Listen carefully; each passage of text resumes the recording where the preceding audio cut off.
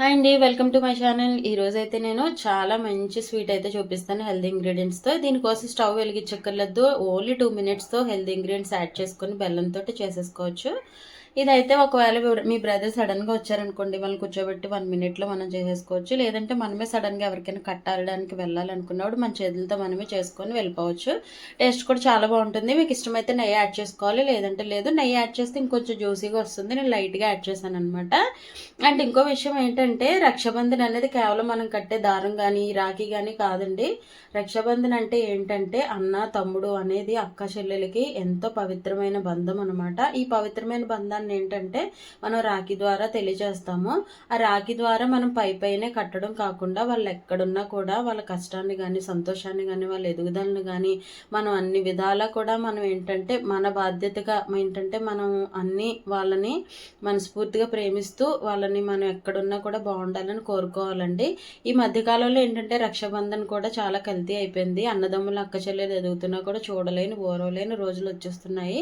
అలా ఉండకూడదు. మనం రాఖీ కట్టకపోయినా పర్వాలేదు, కానీ వాళ్ళు ఎక్కడున్నా బాగుండాలి అనుకోవాలి. వాళ్ళ కష్టాన్ని మన కష్టంగా అనుకోవాలి.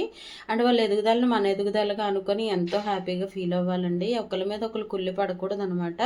ఎందుకంటే వాళ్ళు మన రక్తము కాబట్టి.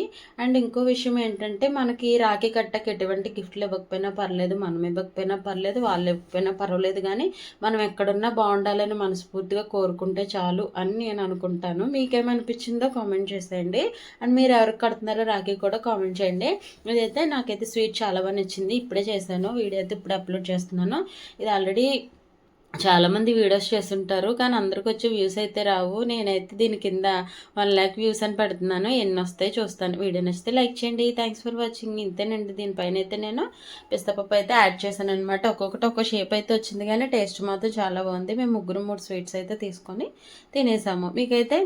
మీరైతే ఎవరికి కట్టడానికి రాఖీ కట్టడానికి వెళ్తున్నారో కూడా కామెంట్ చేయండి. ఇంకెంతేనండి. ఎవరైనా కొత్తగా నా ఛానల్ చూస్తున్నట్లయితే రిమైనింగ్ వీడియోస్ కూడా ఒకసారి చూడండి. అండ్ చాలామంది కొన్ని వీడియోస్ చేయమని రిక్వెస్ట్ చేస్తున్నారు. తప్పకుండా చేస్తాను. నేను త్వరలోనే కాదు అంటే రేపే ఖచ్చితంగా ఇంకొక వీడియో కూడా నేను అప్లోడ్ చేస్తాను. దీని నెక్స్ట్ ఒక 2 షార్ట్స్ అయితే వస్తాయి. తప్పకుండా చూసేయండి. వీడియో నచ్చితే లైక్ చేయండి. Thanks for watching.